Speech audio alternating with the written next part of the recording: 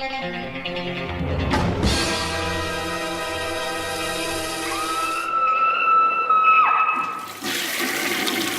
guys, week 14 here. I got the typical show for you, so let's get into it. The first one I will be reviewing is from Arrow Films. This is Ronin.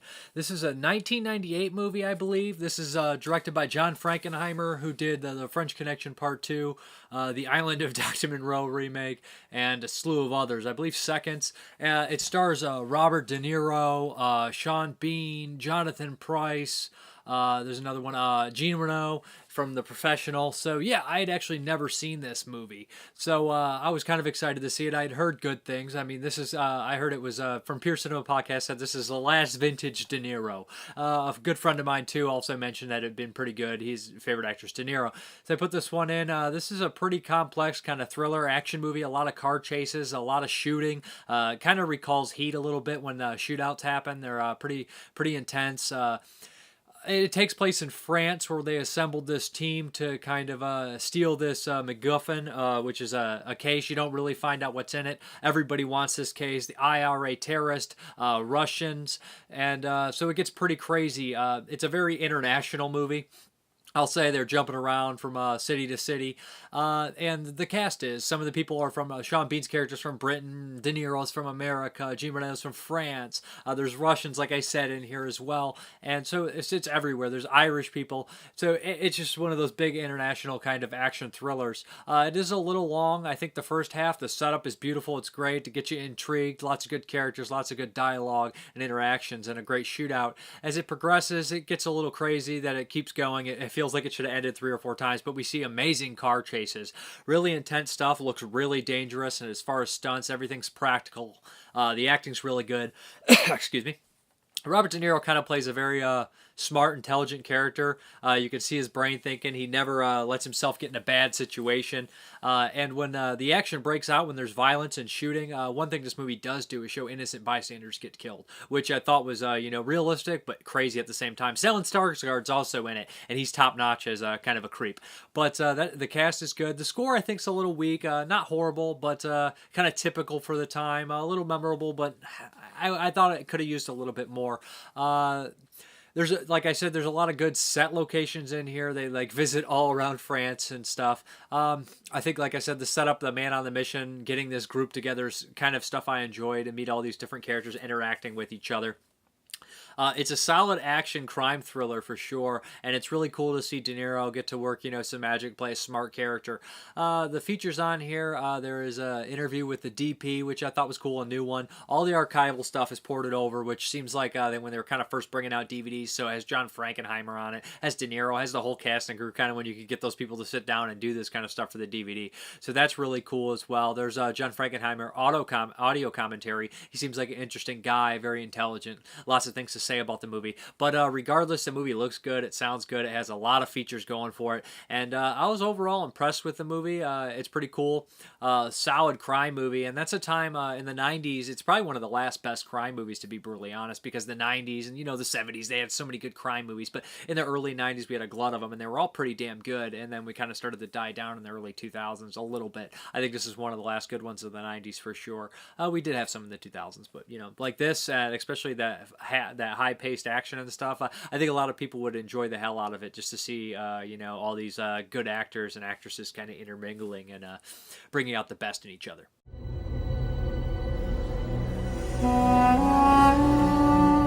The price has got to go up. If it's going to be amateur night, I want $100,000. I want it up front. I want it in a bank account. I want another $100,000 when you get the case.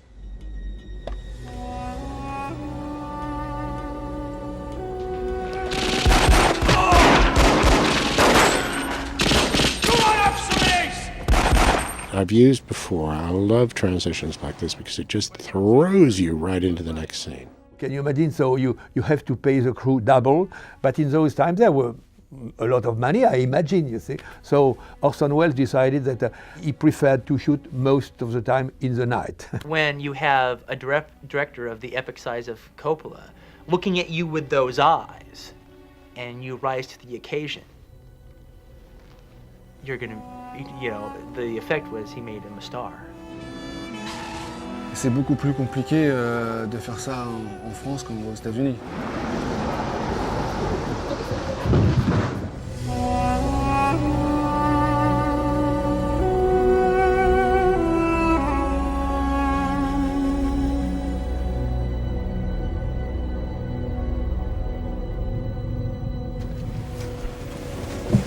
Let's go.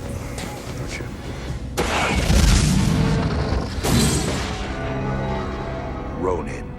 What's the color of the boathouse at Hereford? I don't like your attitude. The color of the boathouse. Oh, fuck off! You got the gun. I'm unarmed. Do something. Go ahead. Do something. Do something. Do something.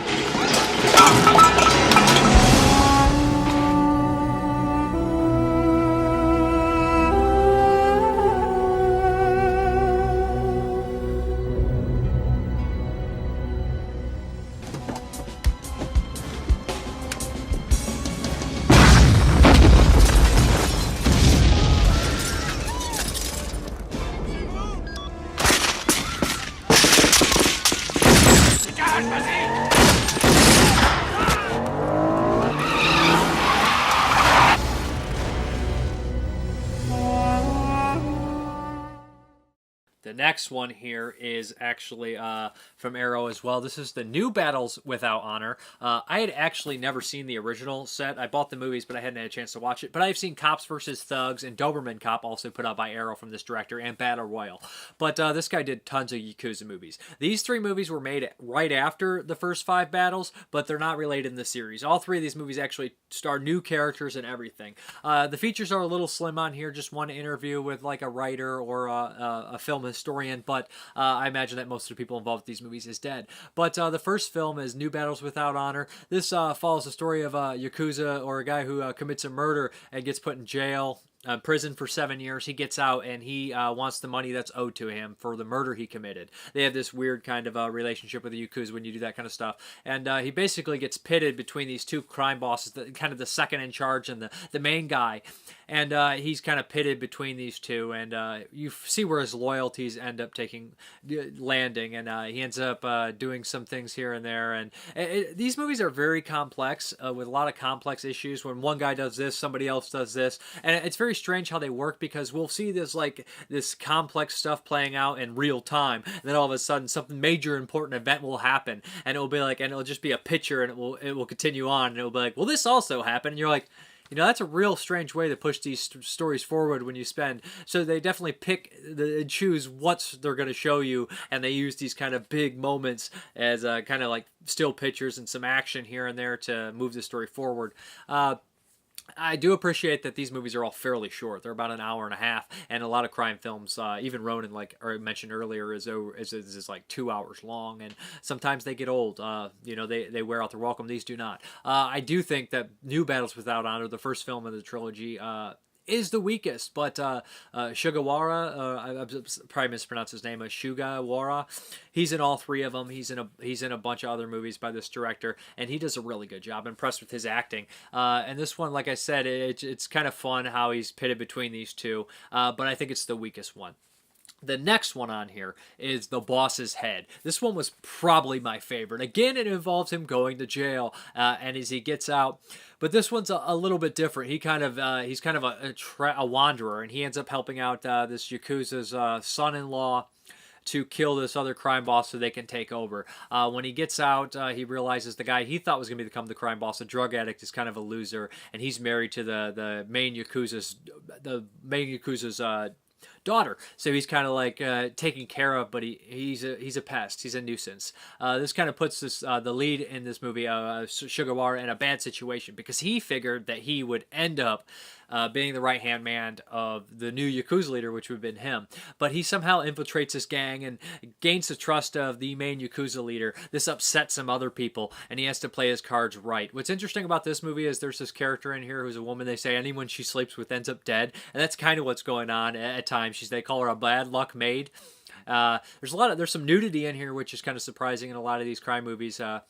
Not always nudity, But this one I think is the best, how it unfolds and how the characters are sneaking around and what he ends up doing and how he commits the crimes. I think this is probably the best. And he also gets to kind of go ballistic here and crazy and scare the crap out of all the other characters in here. So I think this one's probably the most solid just because how the story unfolds. They're all fairly similar stories, but they're different and they follow a different narrative. They're not interconnected. The final one in here is The Last Days of the Boss, I believe. And this one's actually probably the biggest of the three. Pretty crazy stuff going on in here.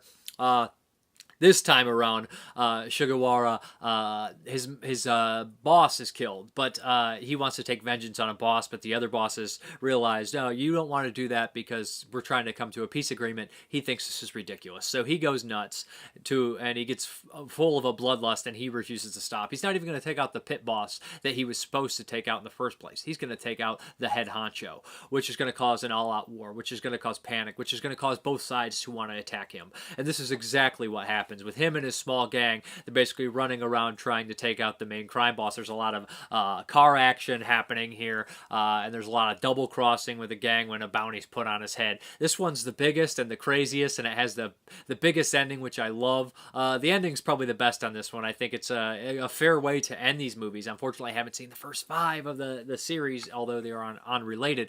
But out of this trilogy, I think it was a great way to end it, and it's probably the second best of the bunch, to be honest. I think this one, like I said, has the most action. Again, it has a strange like murder involved in here, and it even involves a transvestite, which is kind of bizarre in here. Regardless, I think they're really cool movies, especially if you like Yakuza movies or you haven't seen any Yakuza movies. I was entertained throughout. I thought they were pretty unique movies, and I'd give them a recommend. They're short for crime films, and they get to the point, and after a while, and at first some people may be confused because the first 15 minutes are introducing all these characters, they're introducing all these scenarios, and you don't know who's with who, but by the end you know exactly what's going on. It's not one of the type of movies where you're completely confused, and there's also a great story in here with brother and sister that I really dug, and kind of a Romeo and Juliet kind of story. Sugawara's sister is married to a guy who's in the other crime family, so it starts this weird relationship.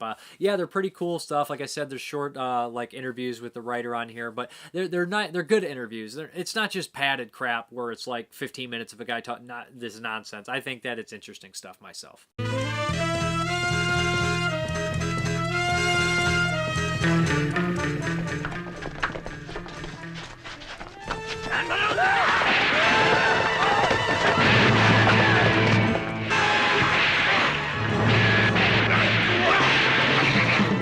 この新仁義なき戦いが前の仁義なき戦いと一番違うところどこかっていうと、後の方が女性がのドラマが絡んでくるっていうところだと思うんですね。話をしたらどうやと言うたのよ。したら面白いと五郎さんが言うてね、俺でストーリー作ったんだわ。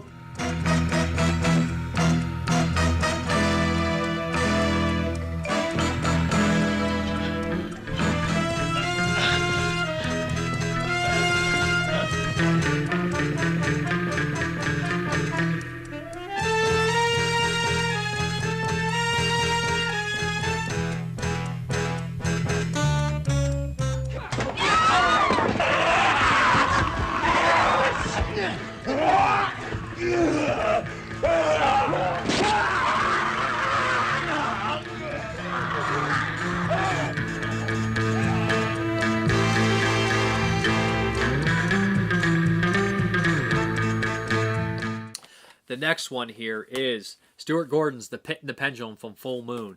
Yeah. I had seen this movie before. It had been a while. I hadn't seen the Blu-ray, and a lot of people were like, Full Moon's terrible Blu-ray. I think the picture and the sound sounds pretty solid on this one. This was made in 91. It was supposed to be a bigger budget movie, but Stuart Gordon, everybody knows him, Reanimator, From Beyond, Space Truckers. He's done a slew of stuff, Castle Freak, also by Full Moon. But Stuart Gordon's probably one of the most underrated American horror directors ever, I'm going to say. Probably is #1 most underrated. Yeah, but this movie stars Lance Henderson, Jeffrey Combs, Tom Tolles, Mark Margolis. It's got a bunch of people in here.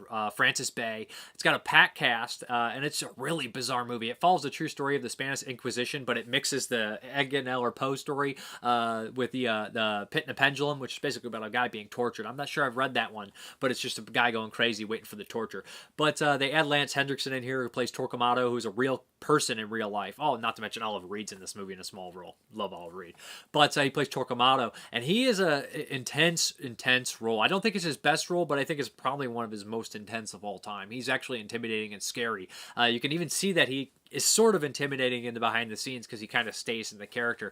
But what happens here is Baker's wife and Baker and his wife kind of get intermingled and accused of being witches, and Torquemada kind of has this Frollo from Hunchback thing going on where he falls in love with the Baker's wife, but he kind of wants to fight his repressed sexual urges. So the movie's really sleazy and gross in that way, but it also adds that weird kind of comedy that Stuart Gordon does, the dark comedy, which is pretty prevalent in his movies. But he's not afraid to be dark and grimy and sleazy and put comedy in it, and somehow miraculously come across with a tone that doesn't seem so all over the place. I don't know. He's one of the only guys that can manage to do that. Have a dark movie that is funny at the same time. Who's a Stephen Lee's in here, and he's great. He plays Gomez, the guy who removes the bodies. My only complaint about The Pit and the Pendulum is that there's some really bad wigs. That's all I can really complain about the movie. But I've always liked the Spanish Inquisition films, the Witchfinder movies, like Witchfinder General, Mark of the Devil, The Devils. I really kind of like that stuff. It's kind of a gross part of our, American, not even American, but I mean the world history, which I've always been intrigued by. It is American in some instances with the Crucible and stuff, but mostly just world history. But Lance Henderson's intense. There's some blood here. There's some nasty stuff going on. There's some laughs here and there. There's some good action, and at the end, with the pendulum actually swinging and people fighting, it's pretty cool. There's some hallucinatory stuff with Lance Henderson, but and there's some supernatural stuff going on here too with actual witches. On here is the video zone and stuff like that. All that stuff's ported over from the old DVD and VHS. It's not a slew of features, but it's a pretty cheap release right now. I think it's $8 on Amazon, but you can probably find it other places too. But I'd recommend Pit and the Pendulum. I've always thought it was kind of one of Stuart Gordon's kind of underrated movies. That and Fortress, especially Fortress. The Spanish Inquisition, a time when religion was fear. There is one faith, and all else is sin. Innocence meant death. And love was lust. Barely to leave my thoughts. The master of this madness was Chief Inquisitor Torquemada. Some souls have turned so far from God that pain is the only way to call them back. She was an angel of light. Stop! Have mercy! Stop! Who would tear his world of torture apart. In Christ's name, I beg you. Have mercy. Arrest her. No! Maria is like an angel. Satan was an angel. Take me into the castle and direct me to the dungeon where they keep the women accused of being witches. You love me. No! Let down or he dies. Help me! Stay back!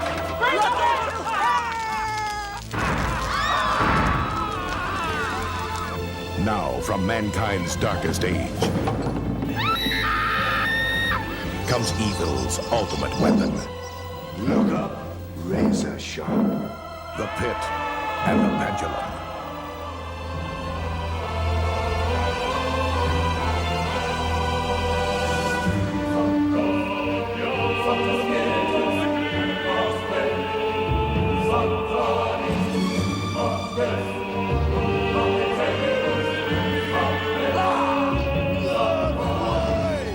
Stuart Gordon, the director of Reanimator, and Edgar Allan Poe, author of The Raven, create a new vision of classic terror. The Pit and the Pendulum. Starring Lance Henriksen from Aliens and Near Dark, Jeffrey Combs of Reanimator, and the Devil's Oliver Reed. The Pit and the Pendulum. It's a slice of history.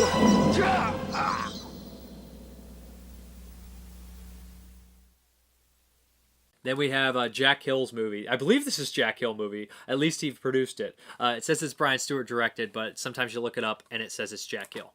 But this is The Sorceress. Oh, wow. I saw the trailer from this movie. I realized it used Battle Beyond the Stars score in the movie and the trailer, along with Space Raiders does the same. So I was like, this looks amazingly fun. I love Jack Hill. You know, I love Coffee. I love Foxy Brown. I love, Spider Baby. So I wanted to check this one out. I put it in, and at first it was delivering the goods. Super exploitative sword and, I guess they call them sandal movies, or sword and sorcery movies is more like it.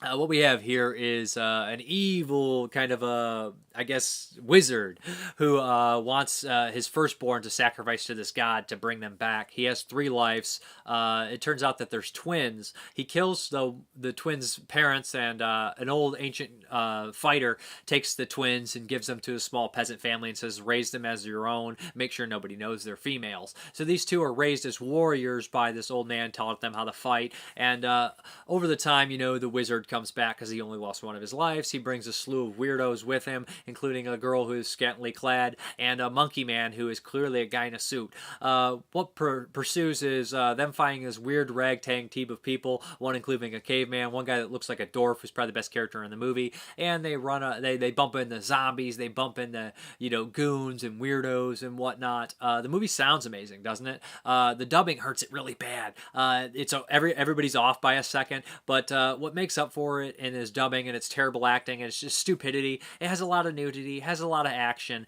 The twins are kind of doing that fish out of water thing where they're really kind of just bizarre and walking around with their breasts hanging out because they don't know any better.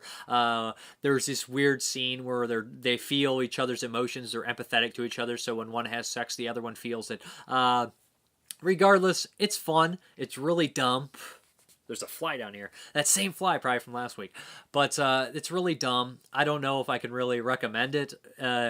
If you like the Sword and Sorcery movies, there's not that many good ones, let's be honest. What is it? Sword and Sorcery is there. Conan the Barbarian. Conquest. But it's fun. It's got a lot of nudity. It's got some action. It's got some zombies. It's got this weird lion thing. It's got a floating head that shoots laser beams. The acting's terrible. Most of the characters are terrible. Has some features on the disc I didn't get a chance to look through. But The Sorceress, watch the trailer. It's not as good as that, but you may find some enjoyment at the actual picture. You're not going to be bored from it.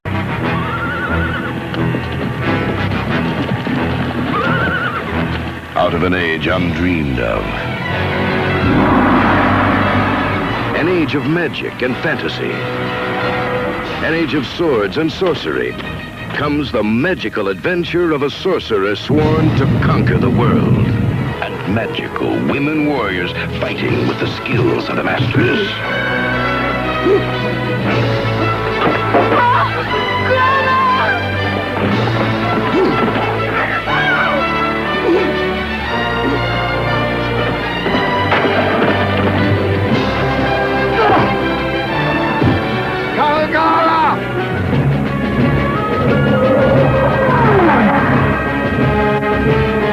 Innocent twins are given the secrets of sorcery and the martial arts to defend their lusty beauty. They seek revenge against the sorcerer and discover one must die. You don't notice something different? Like that. Like this? Well?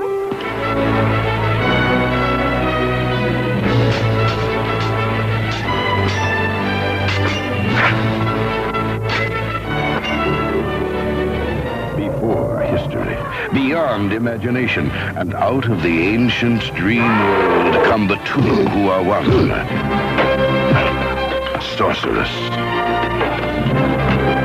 Arise, my warriors! Dungeons, swords, and sorcery, witches,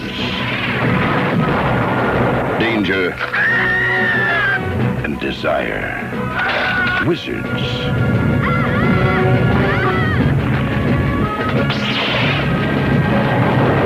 Evil magic and a battle to control the entire known world. Swords and sorcery. Sorceress. The next one here is 10 to Midnight with my boy, Charles Bronson. Yeah, I had never seen this one. This is by Lee Thompson. He did a bunch of Bronson movies, and he did a bunch of movies besides that. Yeah, 10 to Midnight. That's a Twilight Time release. I checked this one out. I can't believe I hadn't seen it. I know it's bad. Like, I'm going through, like, Bronson Renaissance where I'm watching all the ones I hadn't seen, and it's just, like, enjoyable as hell, to be honest. But, yeah. 10 to Midnight.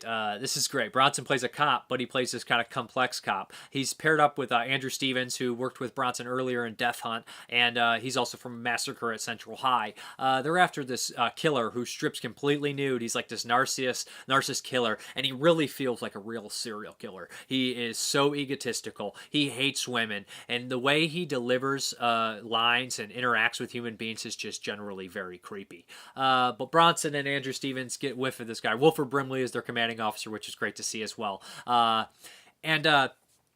Bronson gets tunnel vision for this guy, but we know as an audience he's the killer. But Bronson starts to kind of, not play fair, which I love seeing Bronson, kind of break the rules. Andrew Stevens is the level-headed cop, and the killer starts to target Bronson's daughter, which is a no-no.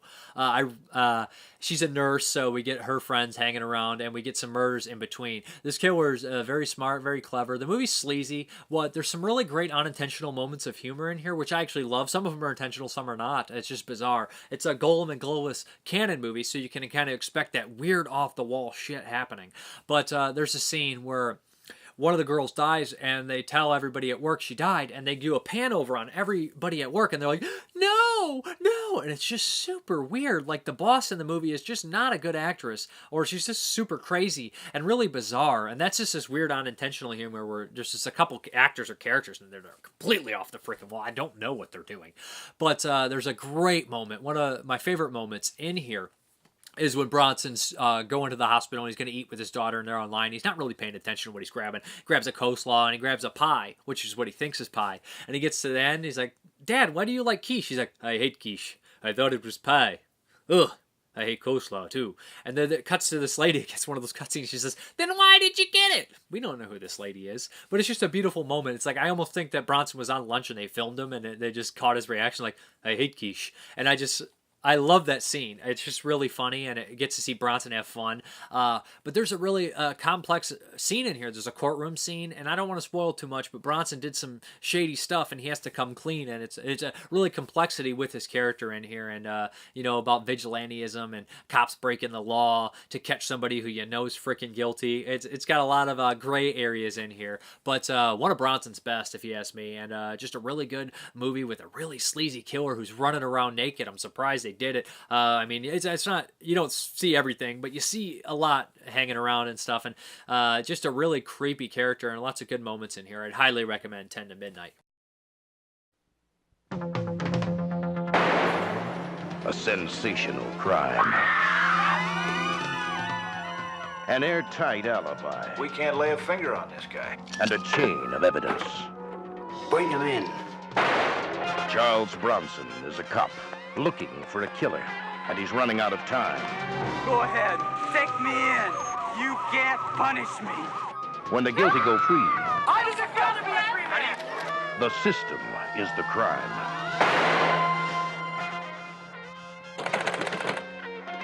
I want a killer, and what I want comes first. Well, how come I've never heard him mention a daughter? It seldom crosses his mind that he has one. He's one angry man with someone to protect. What's wrong with your father? Argue with that. He can make a difference. You like hurting girls? I won't answer that. Girls won't have anything to do with you, but you get back at them, don't you? I won't listen to your filth. Look at him, Leo! Gotta remind you about evidence obtained under duress? It's inadmissible, Leo. We got no evidence and we can't hold this kid. He's our man, Captain. I'm gonna get him. Found some blood. He's lying. There was no blood on my clothes, and he knows it. How do you plead, Warren? Guilty or not guilty? Not guilty. The last thing I want to do is get involved with a cop. Well, I don't blame you. Leo, I went back to the lab and I talked to the technician. And I asked him if you... Why didn't you ask me? Is that true, Lieutenant? You planted the evidence? You know why. We could nail him sooner or later. After counting how many more dead. He had to be stopped.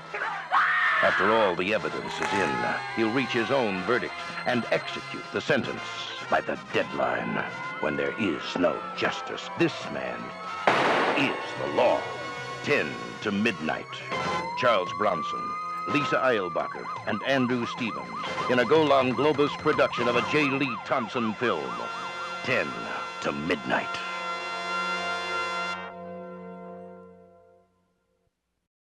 I think that's all the movies I had to review for you, so let's get into the shout-out. I'm sure I've already talked about these guys before, but I want to recommend Diabolic DVD. Right now, they're doing an Arrow sale. They're going to announce it soon. This is before the Arrow sale's announced, so I'm not necessarily sure what's going to be on there. But what's really cool is they have some Code Red exclusives. I know some people are iffy on Code Red. I like their stuff. I buy their stuff. But they got Top of the Heap and Butcher Baker, Nightmare Maker, and they got a slew of other ones on there that just got posted. Cry of the Prostitute. What's the other one that... there's three that The Power, and a couple others which I'm really excited to check out. So yeah, that's Diabolic DVD. The link will be below. A lot of times you'll notice that the stuff that the links for these stuff is those as well to buy them. But yeah, let's get into the prize for these three titles: Night of the Creeps DVD, Monster Squad DVD, and a Night of the Demons 2 sealed. So let's see what we got here. Had a decent turnout this time around. What do we got? Trying to mix that up for you guys. We got Carl Andrey Espinoza. So there you go, buddy. Hit me with your information. Hopefully that pops up. But that's who won those. And for the new competition, you got to do the same thing you do every time. Like the Screaming Toilet Facebook page. Subscribe to my YouTube channel, Mrparka. No period. And also leave a comment under the Screaming Toilet page this is hosted from. Not the Facebook page, not the YouTube page, not a private message, on this page where it's hosted from. And if you're wondering where the hell it is, look in the description box on YouTube. That's where you'll find stuff and links for all the stuff you've been hearing about. You can win a used copy of Screwballs on Blu-ray from Severn Films, and a used copy of the original Darkman on Blu-ray, which I no longer need because I've upgraded. I have 2 copies of Screwballs for some reason. But yeah, that's all you got to do. Let's get into the Q&A. I'll do these really quick. I'm going to read off the paper, so sorry guys. Oliver Cook asks, I know you mentioned Marcus Cook's special effects before, but who else do you think is a great effects artist? Are you talking about like the bigger ones, or are you talking more about... kind of like the indie guys. If we're talking indie guys, there's tons. Arthur Cullibur and Shane Beasley are great. They did the headless stuff. They did some of the effects on Space Base from Outer Space. Toe tag effects are great if you've seen any of their stuff, like Selaturska, the head split. Tons of stuff. They work on other movies. Fractured's a movie they worked on that's actually really good effects on there. I think Jeremy Cruz worked on that. Fred might have. They both did, actually. The effects are really good. That movie, that's actually an underrated movie with Vinnie Jones in it. Kind of a thriller crime movie. Kind of also surreal and crazy. Really enjoyed that one. Other independent guys out there. Dustin Mills directs, but he does a lot of his own effects, especially digital effects, but practical effects. He does those as well. I think people would be surprised what some of the effects he did do. And I think in some of the movies, sometimes he works with Marcus. Like in Torment, he did some of the effects too, and I think that a lot of them are really good. He's one of the better guys out there for indie guys. Trying to think of some other ones. Brian Paulin does great effects. Ryan Nicholson does great effects. Brian Paulin's effects are really kind of homemade looking and gross, and I enjoy it. But as the big guys are concerned, Rob Bottin, The Thing. Can you really go wrong with The Thing's effects? Rick Baker, Miracle World from London. Tom Savini's his inventiveness on stuff like Day of the Dead. Giannato De Rossi from the Italian films. Who's going to throw those maggots and stuff? The zombies in Zombie look so damn gross and good. And the drill through the face, he did a lot of inventive stuff as well. And then there's some lessers, like not lessers, but Steve Johnson's really good as well. And Mark Schustrom, he did a bunch of stuff on Blood Rage. So there's so many good special effects artists out there, and you count like stop motion guys like Ray Harryhausen, just tons and tons of good stuff, but tons of good effects guys. I probably missed a bunch, but those are the ones off the top of my head that I can think about. Then we have Mike Knight, favorite melt movie and why? I think it's a genre that could someday put zombies to rest with the right template. You're probably expecting me to say something completely special, but I'm going to tell you it's Street Trash. Street Trash because when they melt, they're all different colors and they're all gross and it's all different. And the movie, I love the movie even if it didn't have the melting in there. It's just a sleazy slice of trashy New York, like that stuff. But it's Street Trash, tons of melting. It's the quintessential melt movie. I also like Incredible Melting Man. I also like, I love movies that just have meltdowns. I also like Fright Night 2 has a meltdown. Love that with the vampire and rollerblades. I also like stuff like what's up? Revenge of the Radioactive Reporter. Love that kind of stuff. So I just talked to Avenger Count. Yeah, I love melt movies. Every time somebody melts, I'm like, awesome. A lot of vampires melt too in movies, just melt down completely. I know I mentioned Friday Night. Christopher Dalliere, what is your favorite shot on video film? I love Anthropophagus 2000 and video violence. I would like to be entered in the... Okay. Favorite shot on video movie. Again, you guys are going to be expecting it's like throw these ones off the wall. A quick mention, Venus Flytrap's a really good movie released by Massacre Video, but my two favorites are really Burning Moon, which I love as an anthology by Olaf Idenbach, and Redneck Zombies. Released from Trauma, originally from Full Moon. Love Redneck Zombies. Just like there was a time when like it wasn't cool to be on PC with your humor, and Redneck Zombies was that time when it's like we don't care. We're gonna make fun of everybody. We're gonna do it raunchy and stupid, and it was like South Park before South Park. Maybe not as smart as South Park, but I love Redneck Zombies. Love it to hell. Love the music in it. Love everything about it. Aaron Fram, what is your opinion on directors using their favorite band's music for horror movie opening credits, or used it all for the matter of the movie? Personally, I hate it with a passion. I love movies that have a soundtrack that is specific to the film, like Halloween, Hellraiser, Friday the 13th, any score by Goblin Inc. I can't stand to sit through listening to some death metal song during the opening credit. I have nothing against any type of music, but I just feel it doesn't do the film any justice. Some people like the music, some might hate it. So why exclude a portion of your potential audience by making them sit through your favorite songs? The soundtrack is indefiable as that movie's atmosphere. Identifiable. Oops, sorry about that. I thought I saw an extra N in there. It doesn't age the movie by playing eventually outdated music or music that some might find cheesy or not appropriate for the soundtrack. Just curious how many people feel this way. I hate when a movie has like random best friend metal music in it when there's like it'll set up this really suspenseful scene, then a knife will come out and I'm like, why is this in here, man? I prefer the scores, especially for creepy stuff, but Goblin crosses that line. It's like a prog rock, and they kind of come out heavy sometimes, but I love Goblin because it fits with the style. Now I think movies that have soundtracks like The Lost Boys that actually have like this hand-picked soundtrack that matches the movies or songs made for the movies, especially in the 80s, I love that kind of stuff. That might be nostalgia, I'm not sure, but what I don't like, even if in a movie somebody goes to a concert and they're playing heavy metal, I'm down with it, and it carries into like the next scene or something, I can get by with that. But when the heavy metal music, like you said, or like loud music, or even a lot of stuff comes out of nowhere, any music, not even just heavy metal, I don't want to be picking on it, but death metal, whatever, country, it comes out of nowhere and it doesn't fit the movie is when I have a problem with it. Sometimes you can actually use it to your advantage, and some movies do that, but I don't want to throw this movie under the bus or anything, but Orphan Killer's pretty guilty at that. Orphan Killer's solid, I don't hate it, but the music choices in that, and when they come in, really hurts the movie. I would never ever want to hear a heavy metal cover of Cry Little Sister. It's just painful for me. Real painful. It just makes me cringe. I know some people may like it. Some people love it. They love mixing their two favorite things, metal and horror, or metal and wrestling, and horror and wrestling. They like mixing their favorite things. I like scores, personally. They're more memorable to me myself. But, that's just me. Doesn't mean I'm right. That's just my opinion. But I agree with you, Aaron Fram. But I do want to say that if you're making a movie for yourself, do whatever you want. If you don't, you're going to alienate some people, but you're going to get fans with the heavy metal music. But just do what you think's best for the movie. Don't, unless you have to answer to studios or producers. But that's how I feel. Tim Evans, I've always enjoyed your views on actors. One of my favorite actors is Peter Cushing. What are your thoughts on Peter and in Hammer films in general? And have you seen Plague of the Zombies? I love Hammer. Thank you, buddy. I've not seen Plague of Zombies, but Peter Cushing is one of the all-time greats. I love Peter Cushing. I love his nervousness. I love his eyes. I love his cheekbones. He has such a great uniqueness to him that many actors do not have. He can play cold and calculated and stern, but he can also play kind of a...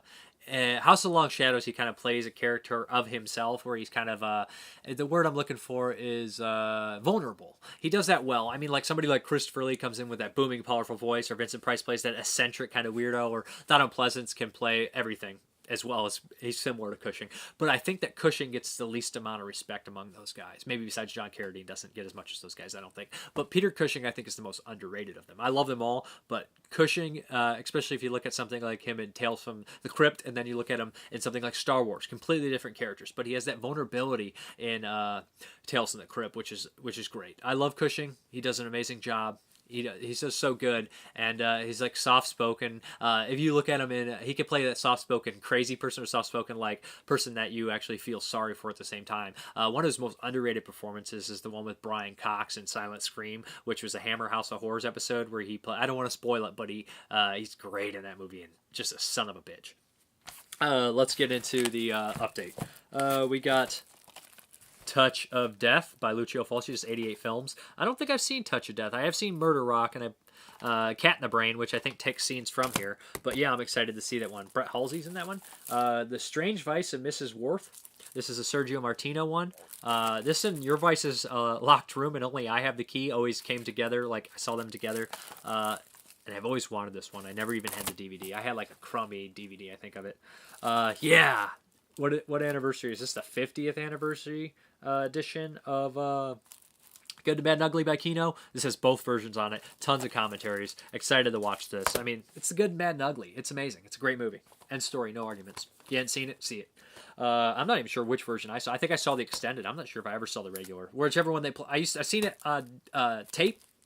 And I've seen it on TV a few times, so I've probably seen both versions.